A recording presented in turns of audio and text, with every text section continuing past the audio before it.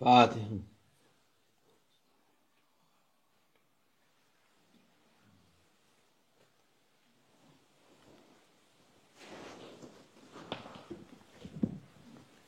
Selamünaleyküm. Bismillahirrahmanirrahim. Ve salatu ve selamu ala Resulina Muhammedin seyyidil evvelin ve ahirin. Meded ya Resul, meded ya Sadat ashab-ı Resulullah, destur ya Seyyidina Muhammed meded tarikatuna ve suhba ve hayru fil cemiyye. Bismillahirrahmanirrahim. Ve atiyullah ve atiyullah Resulullah emri minkum. Sadakallahul azim. Bu mübarek ayeti kerimeyi Meykşeh Efendi Şahap Darsani Hazretleri çok tekrar ederdi. Allah Azze ve Celle'ye itaat edin, Peygamber Efendimiz'e itaat edin, ulul emri olan sizin başınızdaki hükümet, devlet, onlara itaat edin. İlk başta tabi Allah Azze ve Celle'nin emrini yerine getirin. Ondan sonra o ulul emir istedikleri zaten itaat etmek bir kolay, yani bazı şeylerde tabi şey olur ama normal insan, Müslüman için kendi halinde olduktan sonra ona kimse karışmaz.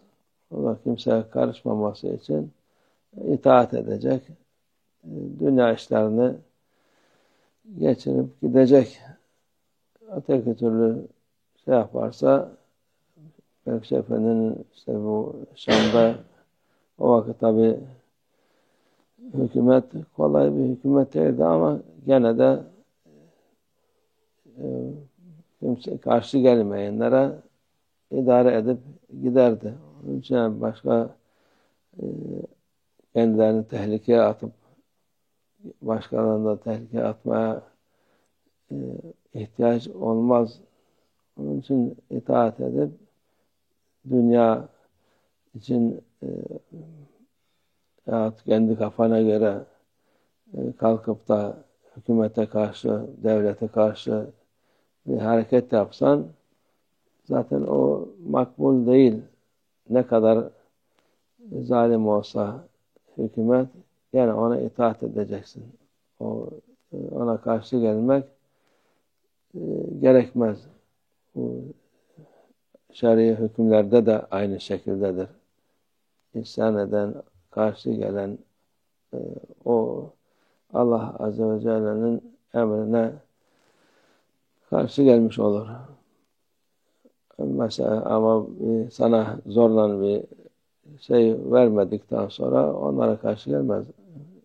İçki içeceksin de zorlamaz tabii. Onu da hırsızlık yapacaksın, onu da zorlamaz. O kendi kafana göre olan şeylerdir. Ona itaat zaten gerekmez ona. Sen namazını, yazını, maişetini gördükten sonra ulul emre karşı fitne yapma, ona karşı gelme, kendilerine akıllı zannedip bazı insanlar var, hükümete, devlete karşı geliyor. Ondan sonra da kendine musibet oluyor, kendine zarar oluyor, etrafına zarar ediyor. O vakit bir sevap değil, günah kazanmış oluyor. Çünkü Müslümanın hali dünya için zarar vermemesi lazım. Dünya için verilen zarar Allah Azze ve Celle katında makbul değildir. Ona günah sayılır.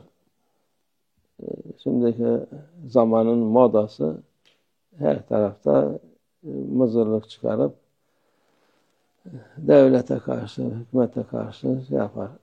Onun bir faydası yok, zararı var. İlk başta yapanlara zarar oluyor. Onlara kötülük oluyor. Allah indinde de makbul olmuyor.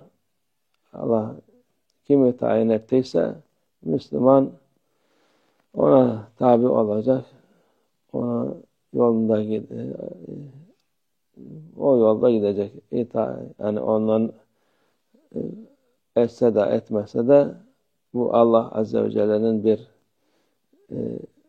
isteğidir. Allah Azze ve Celle'nin başımıza koyduğu bir insandır, devlettir. Onun söylediklerini söylediğinde karışmamak lazım. İster söylesin, ister söylemesin. Sen itaat edip sana bir şey gelmez o vakit. Zarar gelmez. Sen muhafaza altındasın. Karışmasın. En mühim şey karışmamak. Karışmamak. Allah muhafaza etsin. Herkes kendi işine baksın. Kendi haline baksın. Ailesine baksın. Yeter. Allah akıl fikir versin insanlara ki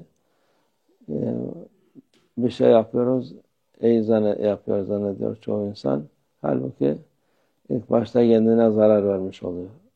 Allah muhafaza etsin. Fitnelerden muhafaza etsin. Ahir zamanda yaşıyoruz. Fitneler çoktur. Allah hepimizi korusun, muhafaza etsin.